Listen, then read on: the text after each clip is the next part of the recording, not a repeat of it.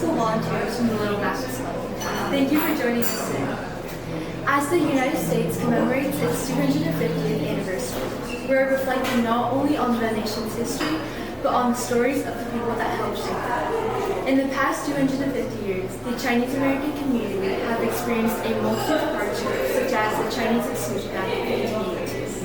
But in recent years, we have witnessed the growing civic engagement and representation of Chinese Americans in American politics and public service.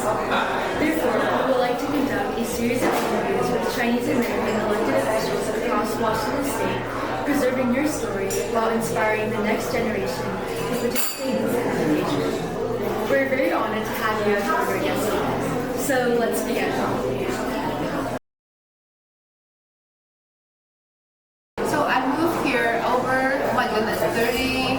Over 30 years ago. I just forgot the actual number, but I came to visit actually for summer school, and I just fell in love with the Bellevue.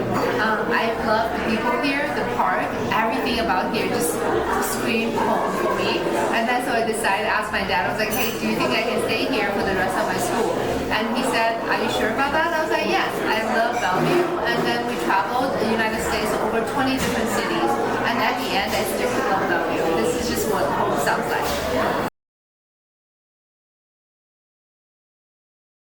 Yeah. So the reason I did sociology and then business because I always want to become a human rights lawyer. That was my dream. The reason I want to become that was actually quite funny because when I first moved to the U.S., the way I learned English in Shanghai, that we had a British teacher who teach us. So I had a British accent when I first came here. And 30 years ago, there's not that much diversity in City of Bellevue. So there's this Asian kid who speaks British English. I was bullied pretty bad because I think it's just like less of, when you see less of like similar people, they don't know what to accept, right? So what happened was I was like, you know what? I need to erase my accent fully, both my Chinese accent, also the British accent.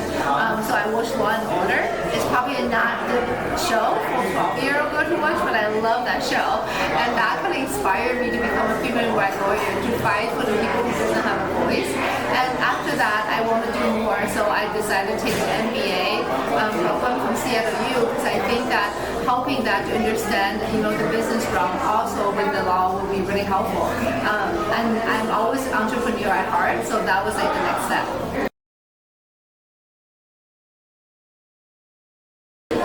I grew up in Bellevue because I think the bridal trail is just so beautiful, and then in Bellevue we are growing so fast, but I believe that it's each of the neighborhood that's so unique and they bring their own characteristic. But I think like every neighborhood is so unique. I love every one of them, and also the neighbors of each neighborhood are proud of what they can carry to the community, and that's why Bellevue is always going to be the top choice for me.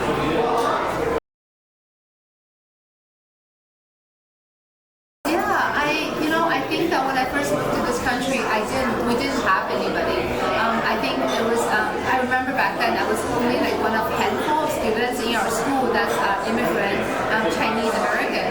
So what I learned is we need to really align to our neighbors and our community to learn the most, so we can part of the whole group together.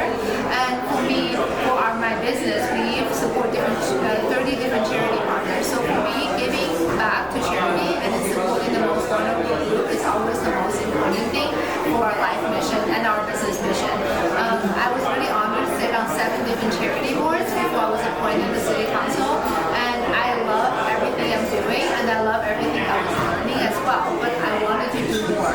I believe that having the policy making step and connecting the community and also the business community is the perfect next step. That's why I went for the city council.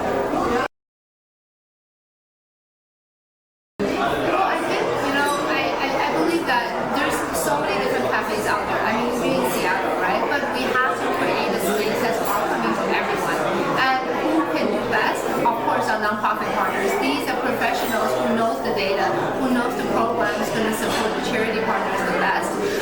But we don't just work with anybody. So we do a 3-step vetting system where we look at their 1099 report, impact report, see how effective they are with donors' money. And then we also see, I pay all my staff to volunteer each year, and so they can see how is how are they treating the volunteers.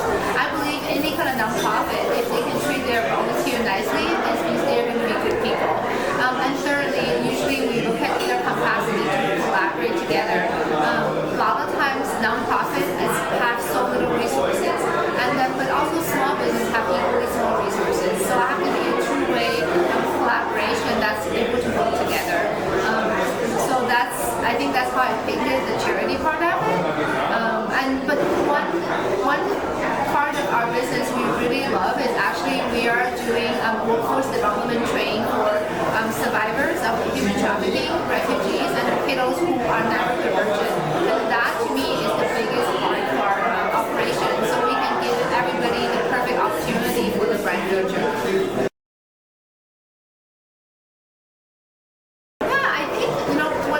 I was sitting on multiple charity boards, and I was also appointed onto the King County Immigrant Refugee Commission, as well as the Open Space Equity Cabinet. I'm a co-chair there.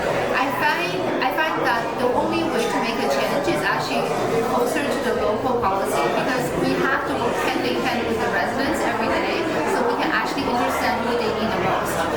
And then the second step is when my fellow council members right now, the mayor, the previous mayor, the whole council, they were so encouraging. I always thought, should I do it? Am I okay to do it? I'm pretty sure a lot of immigrant leaders have that feeling as well. But when you have the right people to support you and believe in you, knowing that you can do everything with their support, that's priceless. That's why I went for it, and that was how I won the election. That was amazing.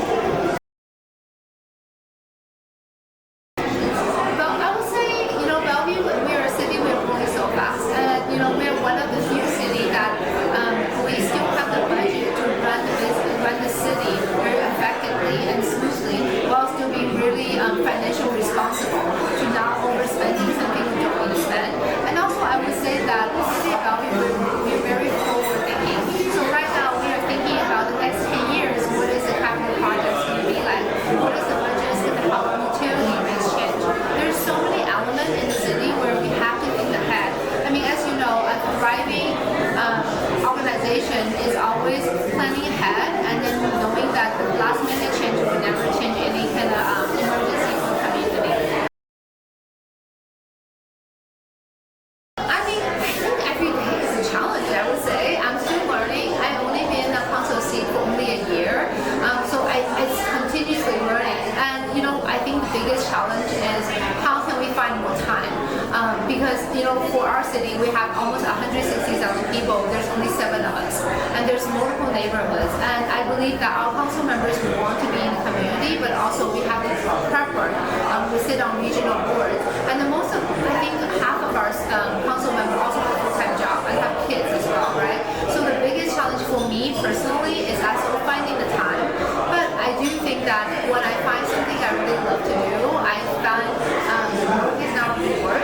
It's so rewarding, and at the end of the night, you may be really tired, but you wake up and it's another fresh day. That's a really good question.